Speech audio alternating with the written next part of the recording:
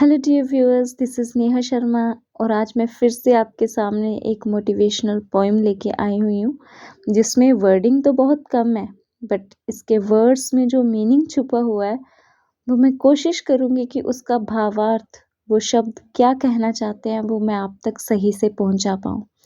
So let's start the poem. मुश्किलों से तुझे लड़ना है, जीत को हासिल करना है।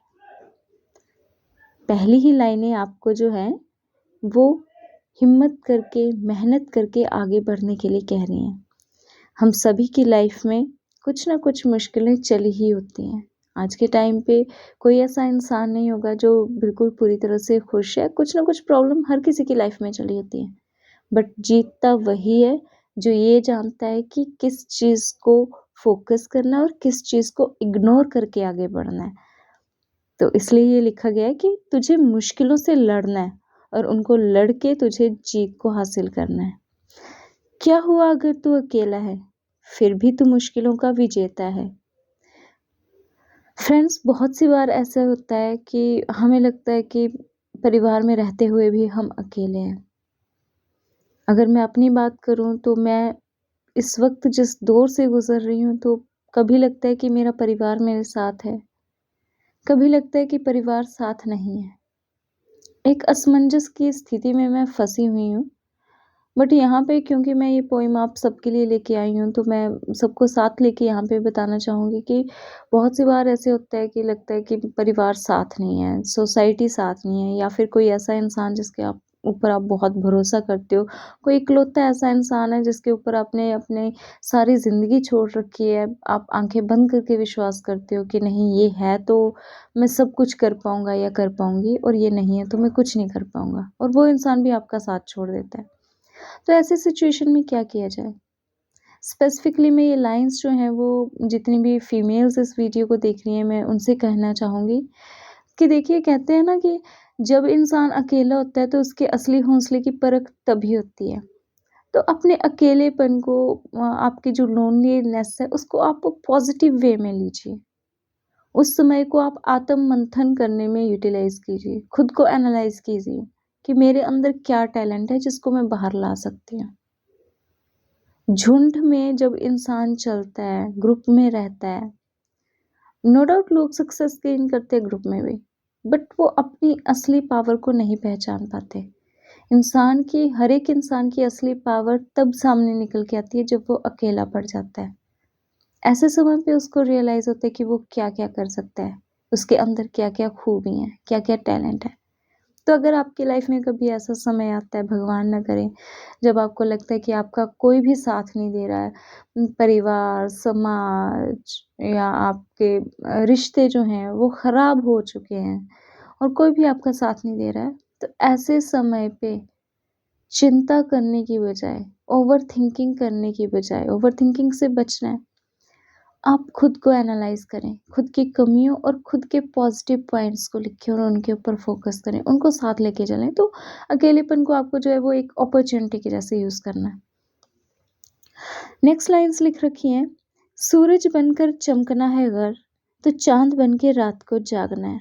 बहुत ही गहरा मीनिंग, गहरी बातें ये 2 लाइन्स कह रही हैं कि अगर आपके ख्वाब बहुत ऊँचे हैं, आपको सूरज के जैसे चमकना, आपको चाहिए कि मेरा ये गवर्नमेंट एग्ज़ाम क्वालिफ़ाई हो जाए, फिर मेरा इतना सैलरी पैकेज लगे, मेरी सोसाइटी में इज़्ज़त हो, मान-सम्मान हो, घर वाले, दोस्त, रिश्तेदार हर कोई मेरी तारीफ़ करे और मेरे पास्ट को भुला के मेरे साथ चले।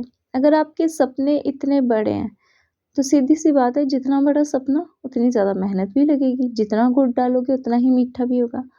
तो अगर आपको दिन के समय सूरज के जैसे चमकना है, वो वक़्त लाना है कि हर तरफ आप ही का नाम हो, आप ही के नाम का डंका बजे, आप ही के नाम का शोर हो।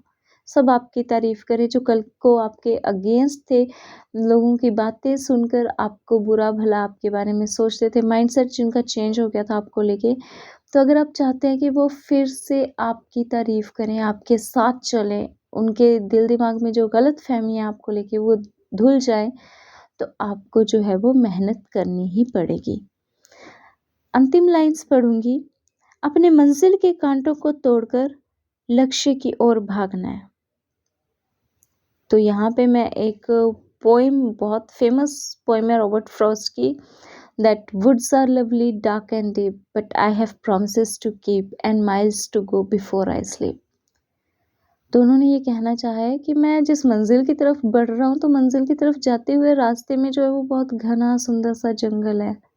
मन तो मेरा चाहता है कि मैं रुक के उसकी खूबसूरती को निहारूं, इन लंबे घने वृक्षों की छाया में बैठूं, इनकी हवा में बैठूं, बट इस सब से पहले मेरे पास बहुत ज़्यादा काम है, मुझे कहीं पहुंचना है और मुझे तब तक नहीं रुकना है जब तक मैं अपनी मंजिल तक पहुंच नहीं जाता। तो वही ये लाइनें आपको लास्ट में बता रही हैं कि मंजिल चाहे पास है चाहे दूर है, बट आपको एक एक स्टेप करके आगे बढ़ना पड़ेगा।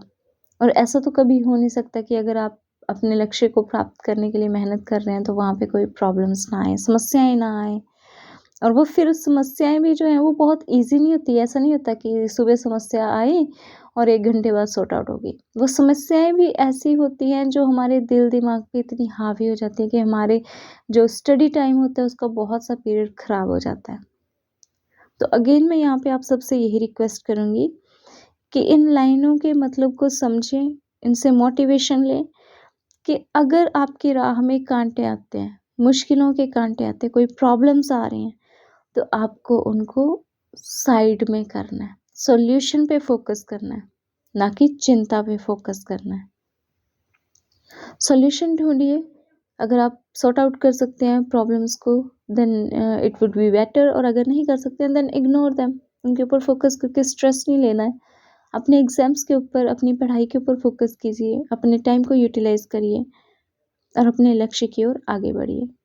देखिए मैं एग्ज़ाम्पल देना चाहूँगी, जो हमारी कंगना राणावत जी हैं, हिमाचल प्रदेश के डिस्ट्रिक्ट मंडी से, क्वीन जिनको बोला जाता है, बॉलीवुड क्वीन।